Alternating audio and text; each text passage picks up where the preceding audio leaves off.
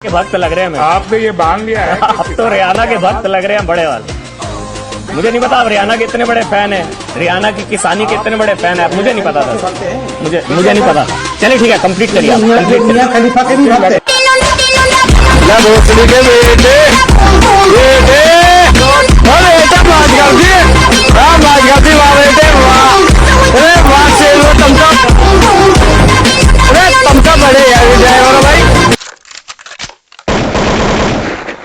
राहुल जी, केवल आप नहीं, एक और है रिहाना, उन्होंने भी ट्वीट किया है।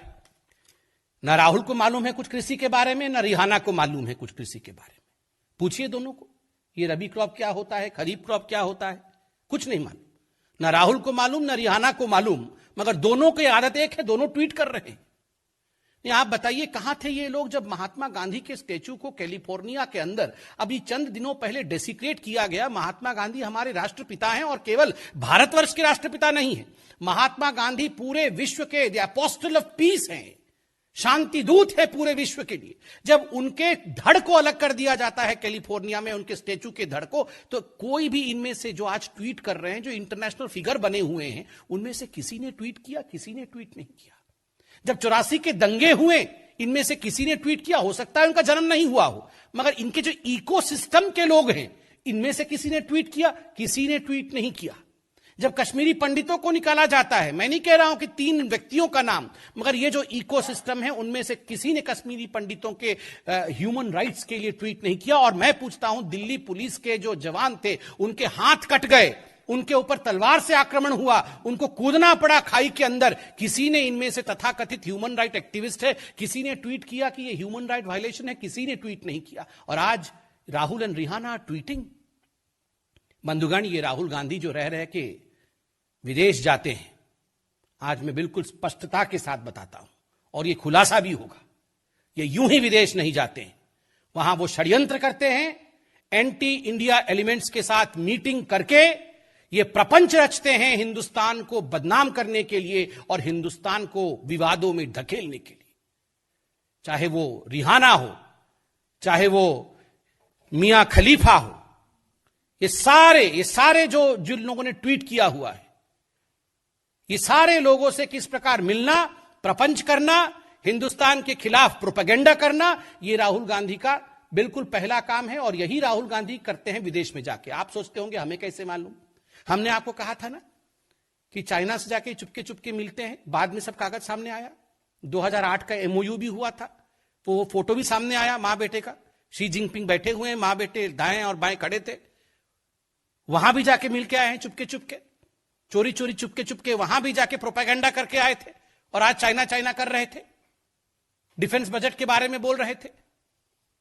जितना डिफेंस बजट पे मोदी की सरकार ने एक्सपेंडिचर किया है, मॉडर्न गैजेट्स के लिए जितने इस सरकार ने काम किया है, किसी पिछले सरकार ने उतना काम नहीं किया है। 10 वर्षों तक राफेल को आपने टाल के रखा। आज हमने बेंगलोर के एरो शो में राफेल को देखा, गरजते हुए देखा है। राहुल गांधी, आपने देखा आज राफेल को?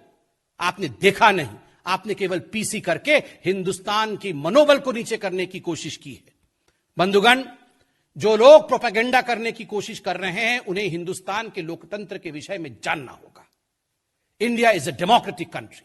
These 3 farm bills were passed after due diligence, after due debate, after discussion, through a democratic process on the floor of Indian Parliament. ये इंडियन पार्लियामेंट में ये तीनों कानून पारित हुए हैं, डिस्कशंस के बाद, डिबेट के बाद। And who are the members of Indian Parliament? Duly elected member of parliaments of Indian Parliament, in fact, are the representative of each and every Indian. 130 crore के जो रिप्रेजेंटेटिव हैं, उन लोगों ने डिस्कशन करके ये कानून पारित किया। ठीक है, कानून पे मतभेद आपका था, सुप्रीम कोर्ट गए आप लोग, सुप्रीम कोर्ट में सुनवाई हुई। सुप्रीम कोर्ट में सुनवाई के बाद खंडपीठ ने कहा कि इस कानून को लेकर हमने एक कमिटी निर्धारित किया है, इस कमिटी के माध्यम से सुनवाई होगी। अब इस कमिटी के सामने सब प्रस्तुत हुए। आपके लिए पार्लियामेंट भी छोटा है, आपके लिए सुप्रीम कोर्ट का कोई महत्व नहीं है। ये 3-4 लोग ट्वीट करेंगे, उसी ट्वीट के आधार पर आप हिंदुस्तान के लोकतंत्र को तौलेंगे। राहुल जी, रिहाना जी नहीं समझती हैं ये सब। कम से कम आप सोचने और समझने की क्षमता रखिए। वो नहीं जानती है इंडियन पार्लियामेंट्री स्ट्रक्चर क्या होता है। ये मियां खलीफा नहीं जानती है सुप्रीम कोर्ट हिंदुस्तान में किस प्रकार से इस पूरे विषय को सुन चुका है, किस प्रकार से कमिटी की गठन हुई है, किस प्रकार इस कानून को लेकर 11 राउंड ऑफ टॉक्स हो चुके हैं और तमाम आला मंत्री इन टॉक्स में थे। प्रधानमंत्री जी ने ऑल पार्टी मीटिंग में 3 दिन पहले किस प्रकार का फिर से इस विषय का पुनरावृत्ति की कि I am just a phone call away.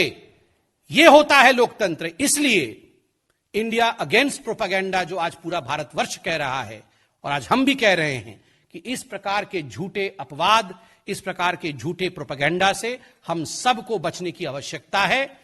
और जो मेन स्ट्रीम पॉलिटिकल पार्टीज के नेता हैं जैसे राहुल गांधी, इस प्रकार की भ्रम फैलाने की कोशिश वो ना करें।